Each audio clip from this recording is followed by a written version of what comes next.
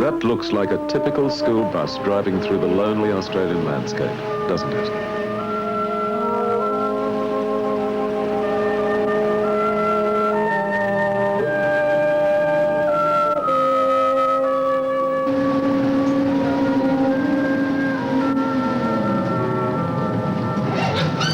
Buongiorno, Jenny.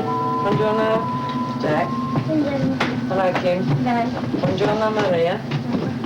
Hello, Vianney. How are you?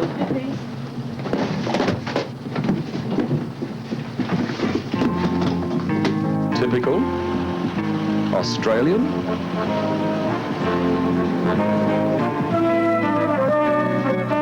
The bus is going to the town of Ashford.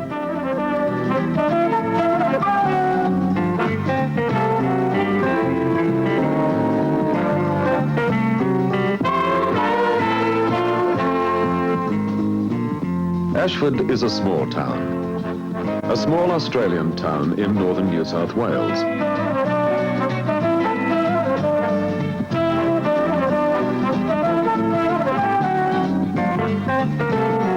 It's a country town. You could say that Ashford is a typical sleepy Australian country town. But is it? Perhaps there is something a little different about Ashford. There are about 2,000 people living here, some who've lived here for a long time, and others who've lived here for a short time. Tobacco growing is one of the main industries around Ashford, and people from the Italian island of Sardinia have tobacco farms in this area. Life hasn't always been peaceful in Ashford. When the Sardinians first arrived during the 40s and 50s, there was trouble between the newcomers and the people who'd always lived in the town. The Australians didn't understand the Sardinians, and the Sardinians didn't understand the Australians. It's easy for people from different parts of the world to misunderstand each other, and it takes a lot of hard work to overcome it. Shirley Lundy helped to bridge the gap between the two cultures, between the Sardinians and the original residents of Ashford. We asked Shirley how she became involved with the Sardinian people and how she came to learn the Italian language. Mainly, I think, firstly when I was driving the bus and with the little Italian children on the bus, you know, they taught me a few words, and that's how it started. And then I just really got interested in the language and started learning it myself. And went on and tried to do a university course in it, still trying to, as a matter of fact, Ashford School. We then asked Shirley if she had many Italian friends in Ashford. Well, I'd say practically everyone that lives around here. We're usually invited to every wedding that's on, every christening, first Holy Communion, confirmation, etc. And we spend a lot of our days off going out to visit the Italian people. I think because, well, one woman put it to me once that we were trying to meet them halfway by learning a little bit of their language.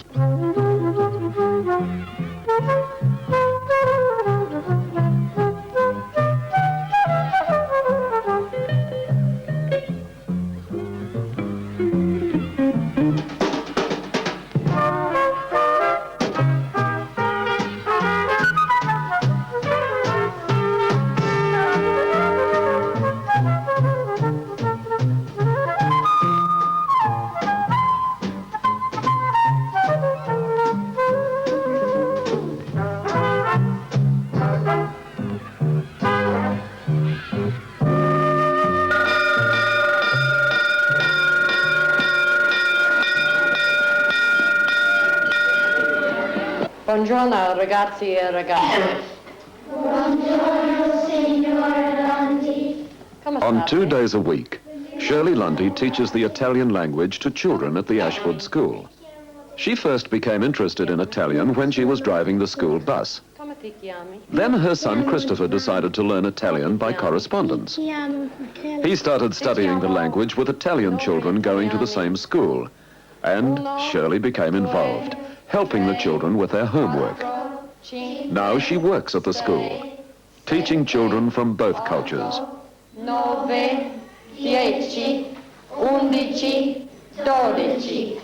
This particular book is designed to teach the children the 7 different ways of saying the in Italian, and as you notice, each picture relates to the words on the pages. 1, 2, 3, 4. Vai in prigione. Experts from the New England University have created teaching aids like this game with numbers and directions in Italian. It's rather like snakes and ladders. 1, 2, 3, 4, 5, 6. Io 3. 1, 2, 3. 5. 1, 2, 3, 4, 5. The landscape around Ashford is very different from Sardinia.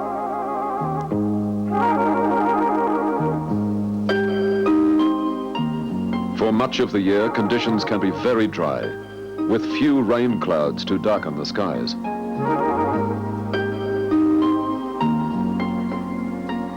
But water is important to Ashford.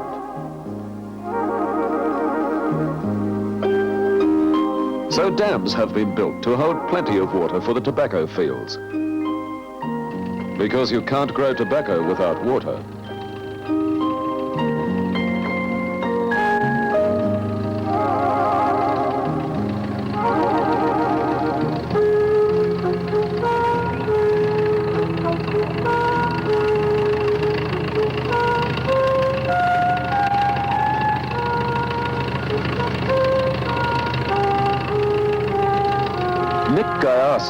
Is a tobacco farmer, and he lives on a farm which is called the Mona Lisa village. And it really is a village.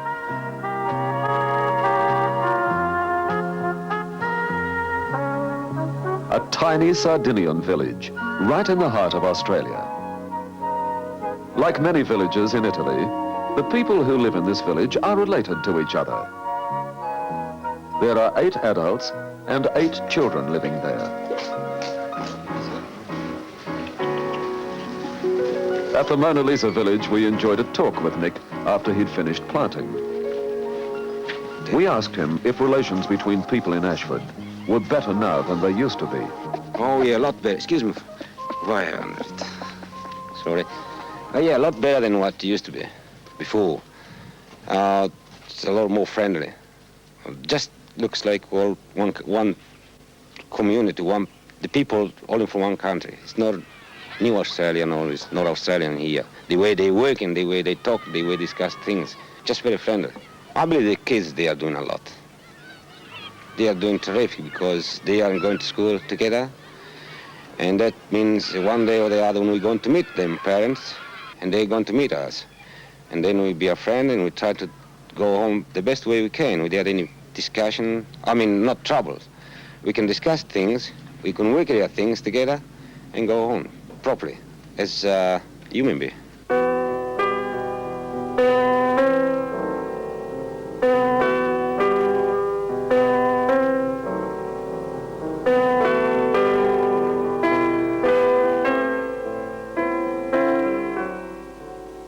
This one is Not far from the Mona Lisa village, we found one of Nick's neighbors at home. The other one is all mouse.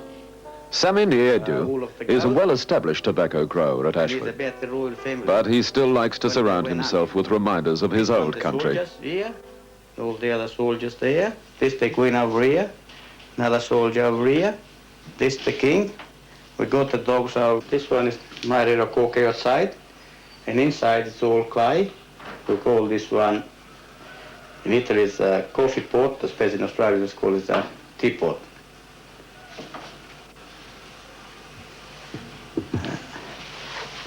And also, We've got this other one over here. It's made out of pork. It's a man and a donkey which been using in the old days. And I think it looks very nice. It's all handmade and everything like that. And I'm very proud of it. It looks fairly easy there, these body calves and bullock riding. It looks fairly easy, but I can assure you... Every year, Sammy goes to the rodeo at the nearby town of Grammar. He's not bad either. Look at that. No score there. He didn't get his pretty hot stuff. Stick to him, boy. Look, he's doing a pretty good ride on the little black heifer too. He's too good for the heifer too. Look at him. He's making a switch at now.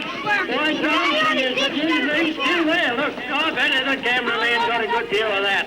And the picker-up men. Thank you, sir. Most people from Sardinia belong to the Roman Catholic Church.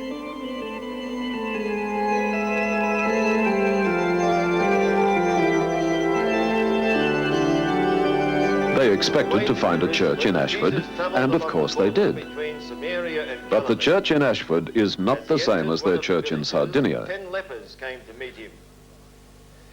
Early Irish settlers influenced the Catholic Church in Australia.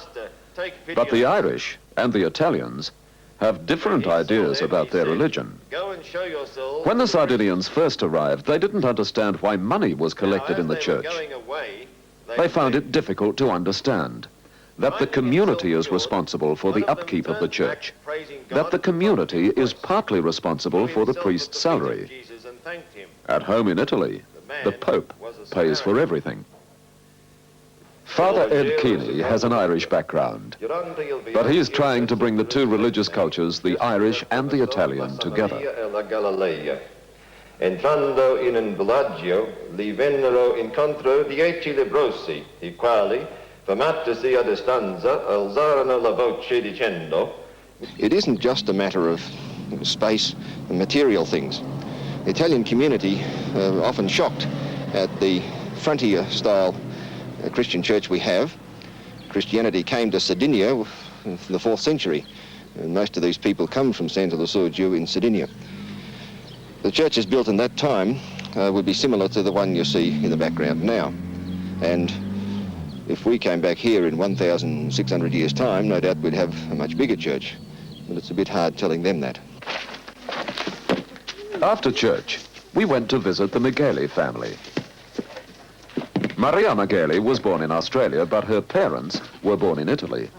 That's right. I was born at Ingham, North Queensland, on the sugarcane district. And when I was about 4 or 5 years old, my father was interned just during the war, and so he was taken to South Australia in the internment camps.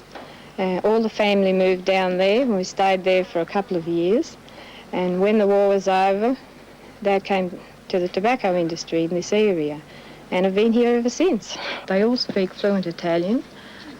We find it's a very easy way for them to learn the language. However, they speak English amongst themselves, always. But at the table, they talk Italian mostly. I talk Italian otherwise home to the kids. I like it. Learn, the Italian better. The English is teaching in school, and I be speaking Italian home to the kids.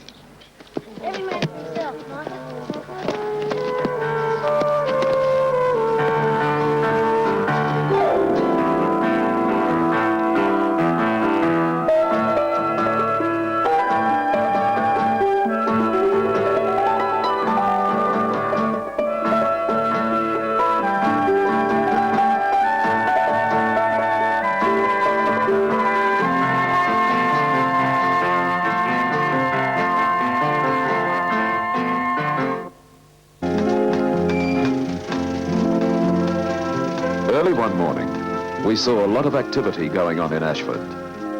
We found out that this was to be a very special day. The Sardinian community was preparing to have 400 guests for dinner.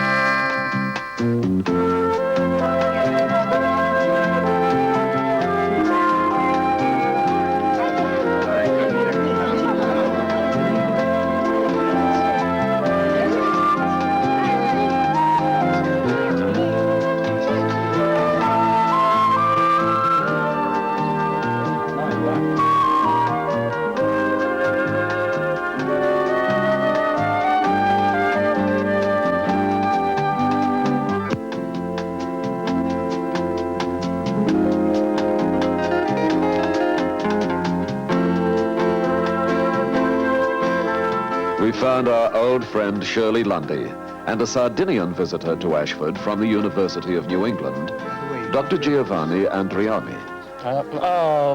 Zappa brothers. Ah. From Tenterfield area, as far as I know. You got to be. And the land?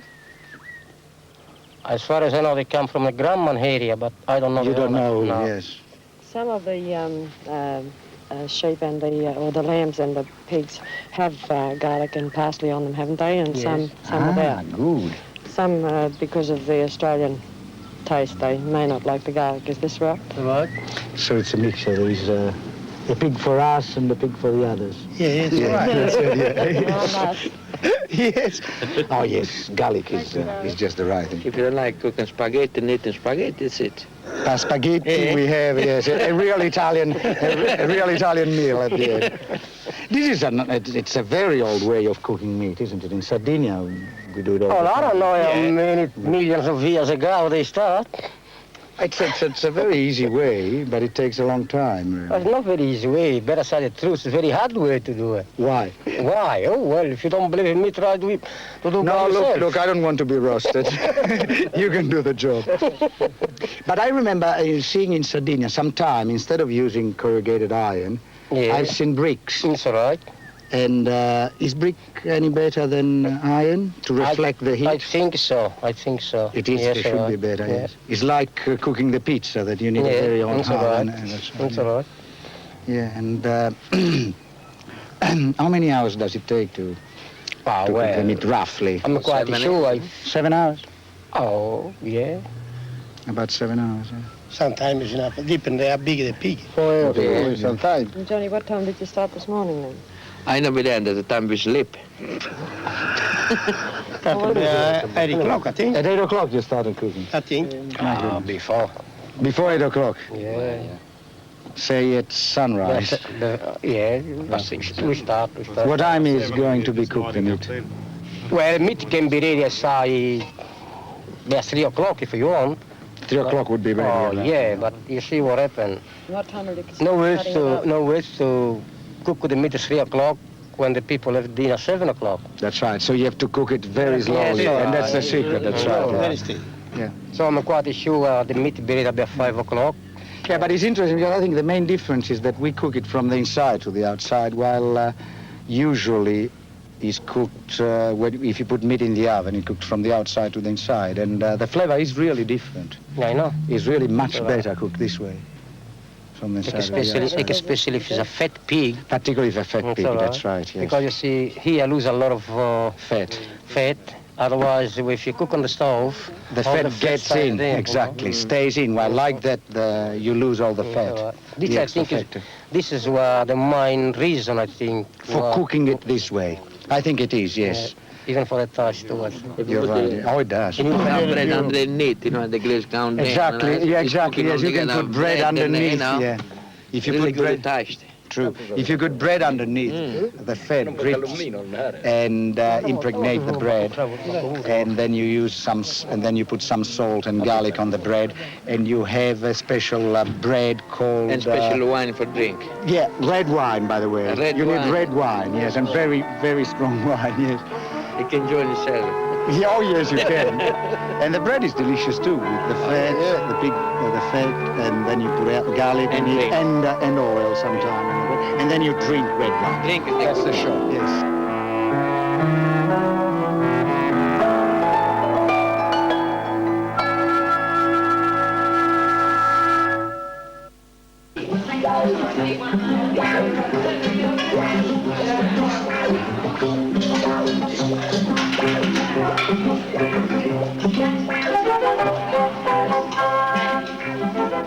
Meanwhile, the women are very busy. They're cooking 400 crumb steaks.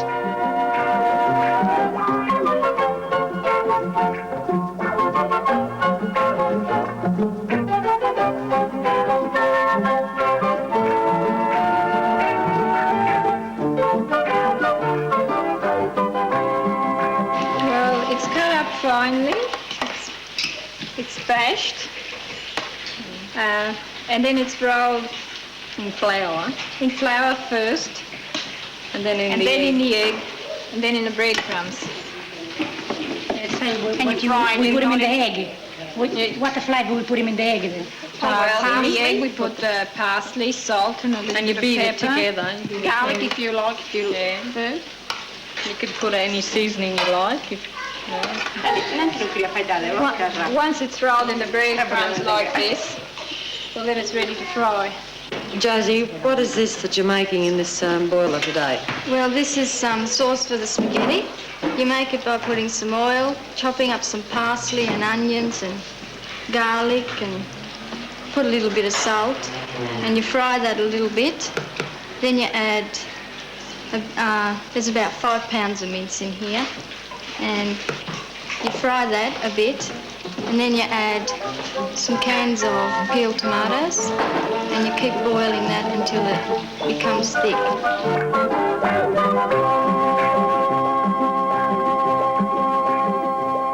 And 60 pounds of mince was used to make the meatballs.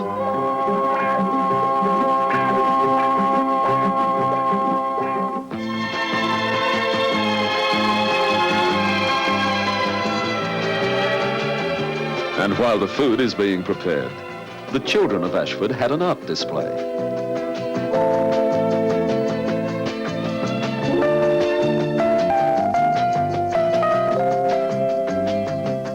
The children worked for many months for this display.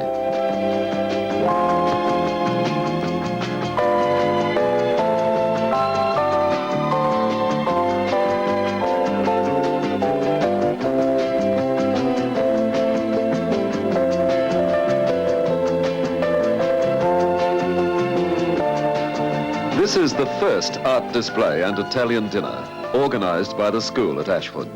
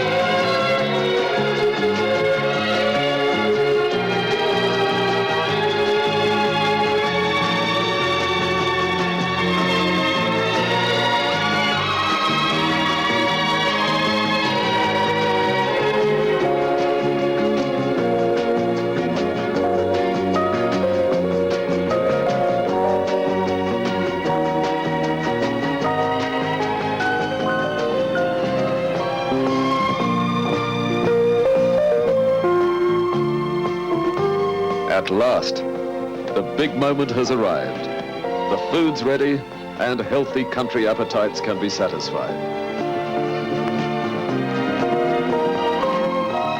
How many people eating the succulent pork and lamb know of the hours and hours of work that have gone into the preparation? Perhaps the really important thing is that more than 400 people, many of them of very different origins and backgrounds, are eating together. Ashford, people working together, playing together, living together. Whatever the future holds, we can be sure of one thing. Ashford is not just another country town.